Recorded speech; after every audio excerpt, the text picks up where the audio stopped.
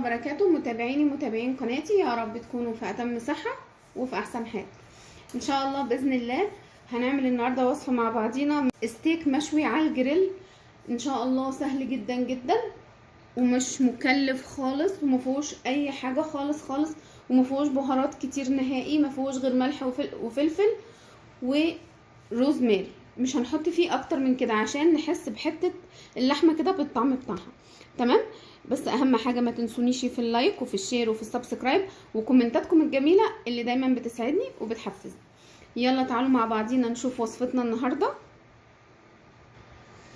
عندي هنا لحمه، ملح، عندي كمان فلفل اسود وروزماري. كنت انا جايباهم قبل ما انزل مصر اجازه، وخفت ان هم يخسروا ولا حاجه فحطيتهم في الفريزر. انا طبعا الاعشاب لما بشتريها علشان احتفظ بيها، يا اما احتفظ بيها خضراء واعينها في التلاجة لفتره ما، يعني حوالي اسبوعين 3. بعد كده لما مش هستعملها باستمرار بروح شايلاها بالكيس بتاعها كده زي ما انتم شايفين كده في قلب الفريزر، ما بيحصلهاش اي حاجه، بتفضل زي ما هي. تمام. عندي هنا بقى اللحمه اهي، طبعا انا غسلتها. هحط عليها شويه ملح اهو كده، هبهرها بقى من الجنبين الاتنين. هنحط الاول معاها كمان قطعه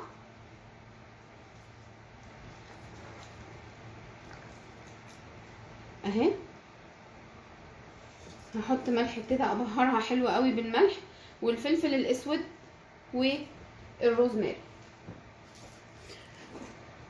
طبعا مش عايزين نكتر فيها بهارات علشان نحس بطعم اللحمه في بقنا وما نحسش اننا بناكل بهارات وبس. لا، اهم حاجه ان لو احنا بناكل اللحمه نحس بطعم اللحمه وهي في بقنا. شايفين اهو، مش هحط غير فلفل اسود وروزماري وبس. تمام. هجيب بقى الروزماري كده. طبعا لما بيتحط في الثلاجه في الفريزر بالاخص يعني بيبقى عامل زي المجفف اهو. شايفين اهو كده. هقلب الناحيه التانية، واللي انا عملته هنا هعمله هنا برضه. هحط شويه ملح اهو كده وشويه فلفل اسمر، وبعد كده هسيبهم شويه واطلع بيهم على طول على الجريل. طبعا ده بيتقدم معاه ايه؟ رز ابيض وبطاطس بوريه. بس للاسف انا لسه جايه وما نزلتش جبت بطاطس وجبت اللي هي حاجات المطبخ، ولكن مش مشكله اهي. هسيبهم بقى كده على ما اكمل باقي التتبيل اللحمه كله، وبعد كده ان شاء الله نيجي مع بعضينا على البوتاجاز نشويهم سوا. فاصل ونواصل. زي ما احنا شايفين كده خلاص انا تبلت اللحمه كده كويس قوي بالفلفل الاسود والملح واكليل الجبل.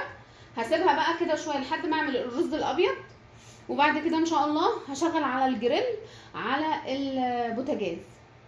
ممكن نشويها على جريل بالكهرباء ممكن هتبقى حلوه قوي. ممكن نشويها في الطاسه طبعا ممكن، هتبقى جميله جدا جدا. ولكن انا النهارده بقى حابه اعملها يعني ايه على الجريل عندي. تمام.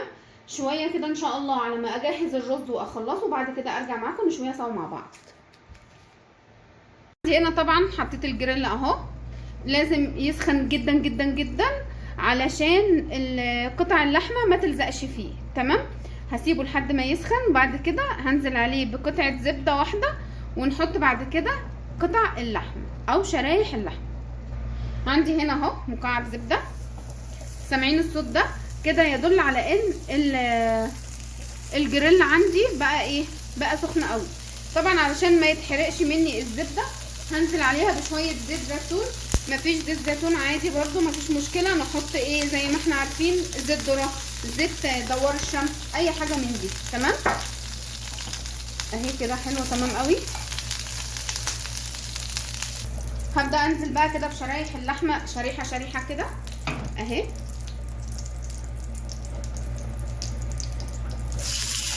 سامعين الصوت ده؟ لازم نسمع الصوت الجميل ده اول ما نحط شرايح اللحمه بتاعتنا علشان المسام بتاعتها تتقفل بسرعه، وفي نفس الوقت ما تنزلش العصير اللي فيها في اللحمه عشان تبقى اللحمه بتاعتنا جوس اهي.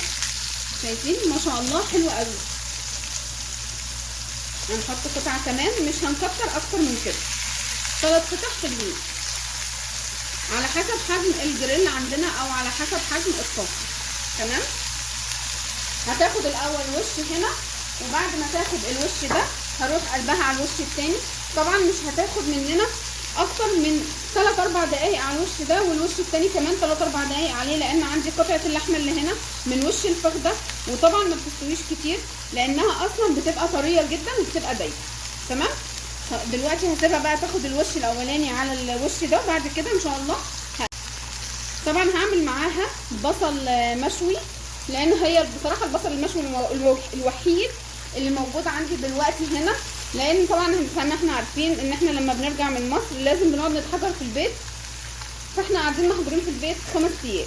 على ما الحجر بتاعنا ان شاء الله المده بتاعته تخلص انزل اجيب المونه بتاعه المطبخ واغراضي كلها ان شاء الله. هقطع طبعا البصل انصص، وبعد ما اخلص اللحمه هحطه كده يتشوي على الجريل. شكل اللحمه بعد ما اتحمرت الوش الاولاني انا قلبتها على الوش التاني اهو. عايزه اقول لكم ان انا شفتها دلوقتي بالسكينه كده لقيتها ما شاء الله استوت قوي.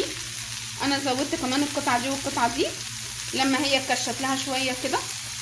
تمام. عايزه اقول لكم ان طعم اللحمه رهيبه، طبعا مش هنكتر عليها علشان ما تنشفش، وفي نفس الوقت كمان شايفين شكلها تحفه بصراحه.